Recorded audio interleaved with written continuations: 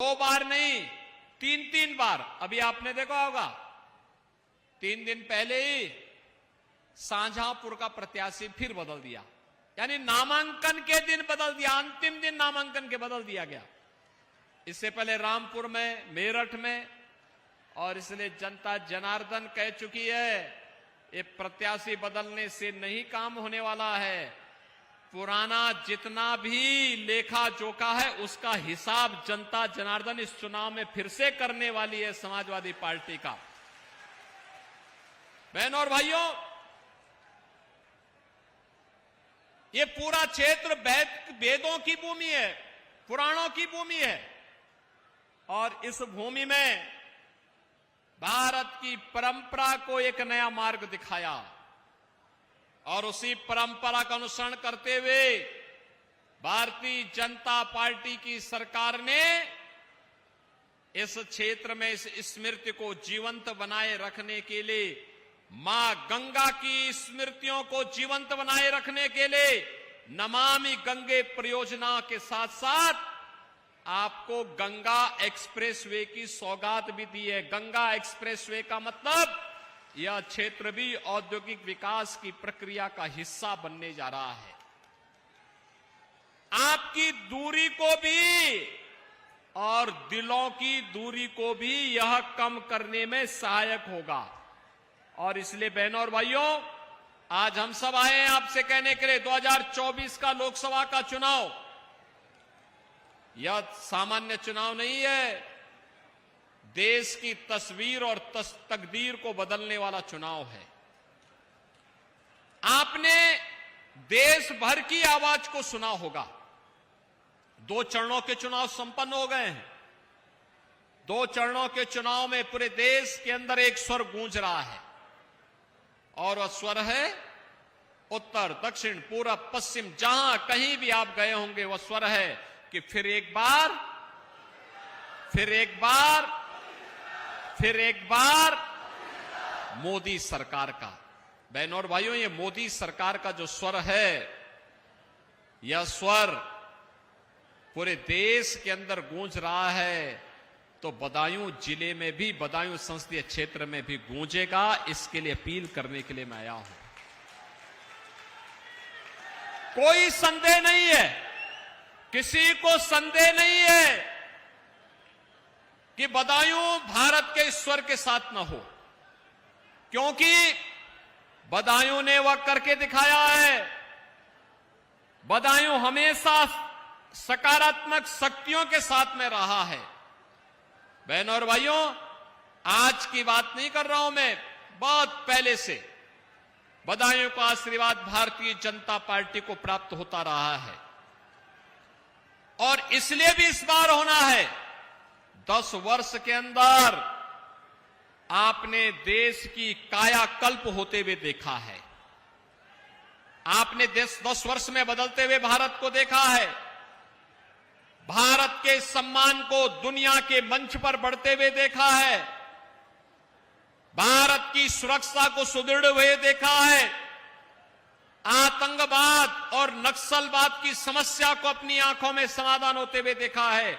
नहीं तो 2014 के पहले क्या था, कहां विस्फोट हो जाए कोई भरोसा नहीं, कौन निर्दोष नागरिक उसकी चपेट में आ जाए कोई भरोसा नहीं, और लोग मरते थे भारत में और पाकिस्तान जश्न मनाता था, तत्कालीन सरकार मौन बनी रहती थी।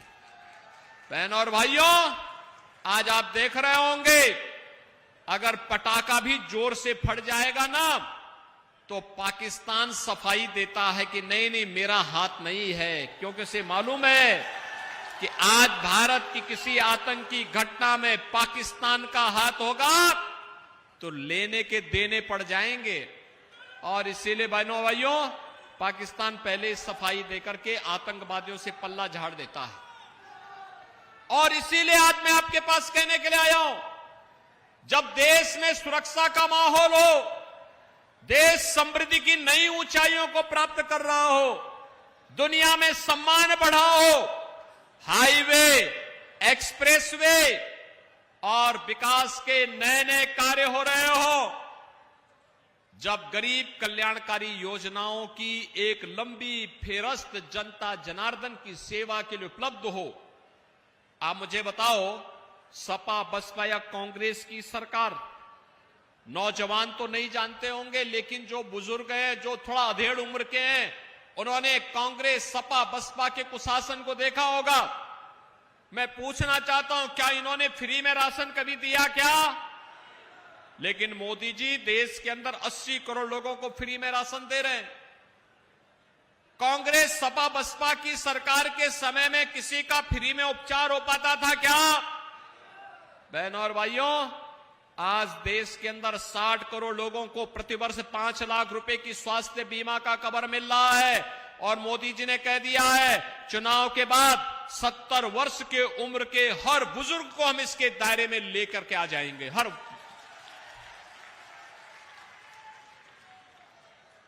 पहले गरीब के लिए सरकार के द्वारा आने वाली सहायता में सपा बसपा और कांग्रेस के दलाल उसमें सेंध लगाते थे, कमीशन खा जाते थे।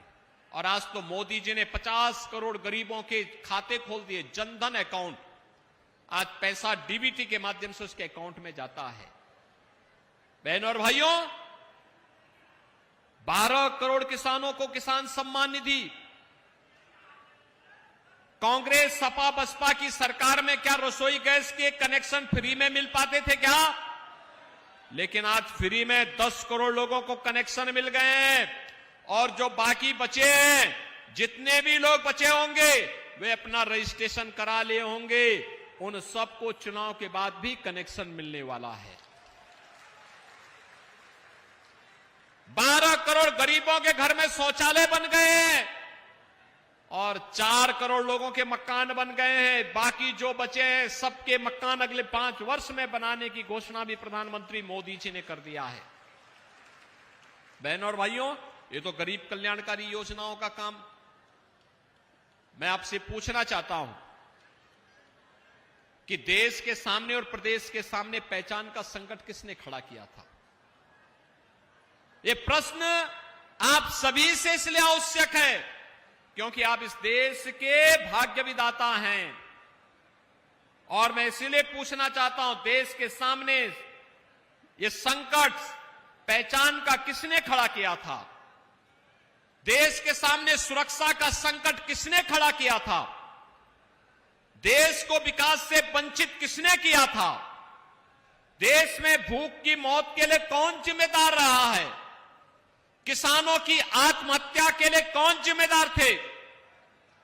तुष्टीकरण की राजनीति के कारण दंगों के लिए कौन जिम्मेदार था? भ्रष्टाचार की भीषण समस्या से गरीब तबाह होता था, इसके लिए जिम्मेदार कौन था? नौजवान पलायन करता था, उनके लिए रोजगार और नौकरी नहीं थी, कौन इसके लिए जिम्मेदार था? बिजली पानी के लिए लोग तरसते थे, कौन इसके लिए जिम्मेदार था? और आपकी आस्था के साथ कांग्रेस सपा और बसपा के लोग खिलवाड़ करते थे। कहते थे अयोध्या में तो राम हुए ही नहीं, कृष्ण हुए ही नहीं। कैसी कैसी बातें करते थे। और आज तो 500 वर्षों का इंतजार करते हुए अयोध्या में रामलला के दर्शन हो गए, फिर से रामलला विराजमान हो गए। आपने अयोध्या में रामलला को विराजमान होते हुए देखा है ना? टेलीविजन में उस पूरे कार्यक्रम को देखा है ना? क्या ये काम कांग्रेस के लोग, सपा बसपा के लोगों की भी तो सरकार थी, क्या वे कर सकते थे क्या? तो जब एक गरीब को राशन नहीं दे सकते, बेटी और व्यापारी को सुरक्षा नहीं दे सकते, देश की सीमाओं की रक्षा नहीं कर सकते, देश का सम्मान नहीं बढ़ा सकते, नौजवान को नौकरी नहीं दे सकते, आपकी आस्था का सम्मान नहीं कर सकते, तो क्या इनको सत्ता में आने का अधिकार है क्या? इनको अधिकार है क्या? और मैं एक बात और आपसे कहना चाहता हूं बहनों और भाइयों, ये बहकाने वाले बहुत लोग आएंगे, बहुत लोग आएंगे। हमें किसी के बहकावे में नहीं जाना है। याद रखना, भारत का कोई भी महापुरुष हो, उस महापुरुष के प्रति हमें सम्मान का भाव रखना है। उस महापुरुष के प्रति हमारा सम्मान का भाव होना चाहिए। जितने आराध्य देव हैं उनको हमें सम्मान देना होगा। ईश्वरीय ताकत को जो भी चुनौती देता है उसका पतन तय है। जिसने भी राम की सत्ता को चुनौती दी, कृष्ण की सत्ता को चुनौती दी, उसका पतन तय है। आप इसमें निश्चिंत होकर के रहिए। और मैं आपसे यही कहने के लिए आया हूं, हमें महापुरुषों को भी सम्मान देना होगा। इन सभी महापुरुषों को, जिन महापुरुषों ने भारत को भारत बनाने में योगदान दिया है। ये महापुरुष चाहे वह चंद्रगुप्त मौर्य हो, अशोक महान हो, महाराणा प्रताप हो, छत्रपति शिवाजी महाराज हो, चाहे वह गुरु गोविंद सिंह जी महाराज हो, और चाहे देश के स्वाधीनता संग्राम की लड़ाई लड़ने वाले हमारे वे सभी वीर योद्धा जो कहीं डिगे नहीं, रुके नहीं, झुके नहीं और अपना बलिदान देकर के देश की स्वाधीनता के लिए अंतिम दम तक लड़ते रहे, उन सब के प्रति हमारे मन में श्रद्धा का भाव होना चाहिए। आप चिंता मत करिए, हर महापुरुष के सम्मान के लिए हम हर जनपद में व्यवस्था बनाने जा रहे हैं। पार्क बनाएंगे, पार्कों में भव्य मूर्ति रखाएंगे, अच्छे म्यूजियम बनाएंगे, उनकी पूरी जीवनी को और उस पर कंपटीशन कराने की कार्रवाई भी हो रही है। हमने काशी और अयोध्या से शुरुआत कर ली है, प्रयागराज से शुरुआत कर ली है। ब्रिज भूमि का नंबर भी आने दीजिए और फिर आपकी भूमि का भी नंबर आएगा। ये सब काम भाजपा ही करने जा रही है, घबराइए मत, हम लोग करेंगे। और मैं आपसे कहना चाहूंगा, ये कांग्रेस, सपा, बसपा के जो लोग हैं ना, इनसे बड़े सावधान रहना। इसलिए रहना, इनका मैनिफेस्टो देखिए तो एक भारत के खिलाफ छुपा हुआ एक हिडन एजेंडा है इनका।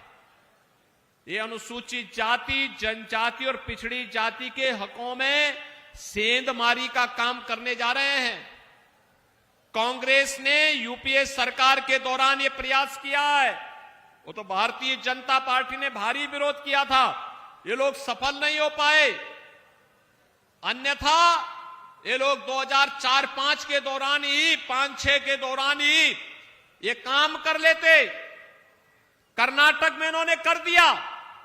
पिछड़ी जाति के लोगों को मिलने वाले आरक्षण में से 6% इन्होंने काट करके कांग्रेस ने वहां मुसलमानों को दे दिया है। ये आपके हकों पे डकैती है कि नहीं है?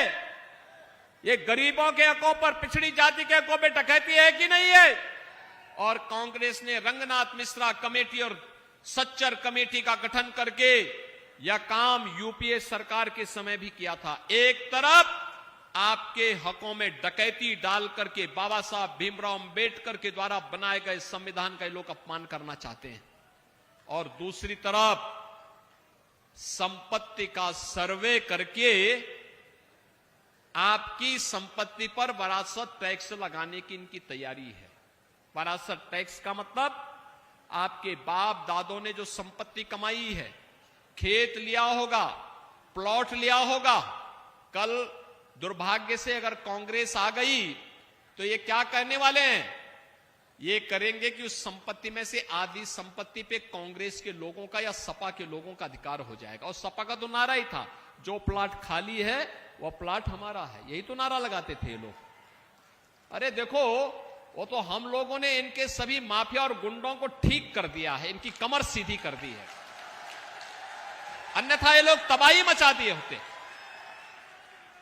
और यही नहीं, इनकी हालत देखो, इनकी हालत देखो। पूर्व मुख्यमंत्री सदैव कल्याण सिंह जी आजीवन प्रदेश के विकास के लिए, देश के विकास के लिए कार्य करते रहे। राम जन्मभूमि के लिए उनका पूरा जीवन समर्पित था। उनकी दुखद मृत्यु हुई, समाजवादी पार्टी ने एक शब्द संवेदना के लिए नहीं व्यक्त किए, एक शब्द नहीं व्यक्त किए, एक शब्द व्यक्त नहीं किए। आप सोचो, मानसिकता देखो। स्वर्गीय मुलायम सिंह जी प्रदेश के मुख्यमंत्री थे, पूर्व मुख्यमंत्री थे, दिवंगत हुए। मैं स्वयं उनके गांव में गया, मेरे साथ मेरे प्रदेश के अध्यक्ष गए, हमने वहां संवेदना व्यक्त की।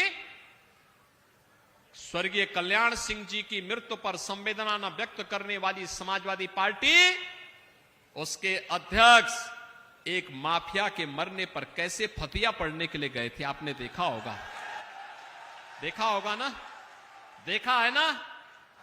अब बात आप सुनो, जिन लोगों की संवेदना माफियाओं के प्रति है, आपके प्रति नहीं, आपके नेताओं के प्रति नहीं, क्या उनको वोट देंगे? क्या उनको वोट जाना चाहिए क्या? और मैं यही कहने के लिए आपके पास आया हूं, हमने अपने वोट को देश के लिए देना है। मोदी जी ने कहा है आत्मनिर्भर और विकसित भारत की परिकल्पना को साकार करना है। विकसित भारत का मतलब हर गरीब के चेहरे पर खुशहाली, 100% सिचुएशन के लक्ष्य को प्राप्त करना, संतृप्तता के 100% लक्ष्य को प्राप्त करना। जिसके पास मकान नहीं उसको मकान, जिसके पास राशन कार्ड नहीं उसको राशन कार्ड, जिसके पास आयुष्मान कार्ड नहीं उसको आयुष्मान कार्ड, जिसके पास नौकरी नहीं उसको नौकरी, जिसके पास खेत नहीं उसको खेत, जिसके पास जमीन का पट्टा नहीं उसके नाम पे जमीन का पट्टा। ही 100% सिचुएशन केवल भारतीय जनता पार्टी देगी, और इसके लिए हम लोग आपके पास आए हैं। मोदी जी ने 10 वर्ष में जो किया, दुनिया के लिए कौतूहल और आश्चर्य का विषय है, और यह अवसर है मोदी जी कर पाए हैं आपकी ताकत के बल पर, आपके वोट के बल पर। और बहनों और भाइयों, मोदी जी का जब समय आया है, हर भारतवासी को मोदी जी के साथ खड़ा होना होगा, खड़ा होना होगा इस बात को लेकर के कि मोदी जी आपने 10 वर्ष बिना रुके, बिना डिगे, बिना थके, बिना झुके भारत का सम्मान बढ़ाया है, भारत को समृद्धि की नई ऊंचाइयां दी हैं, भारत की सुरक्षा को सुदृढ़ किया है, आतंकवाद और नक्सलवाद को समाप्त किया है, और भारत की आस्था को भी सम्मान दिया है। पहले के प्रधानमंत्री तो अयोध्या जाने से संकोच करते थे, पहले के प्रधानमंत्री अयोध्या नहीं जाते थे।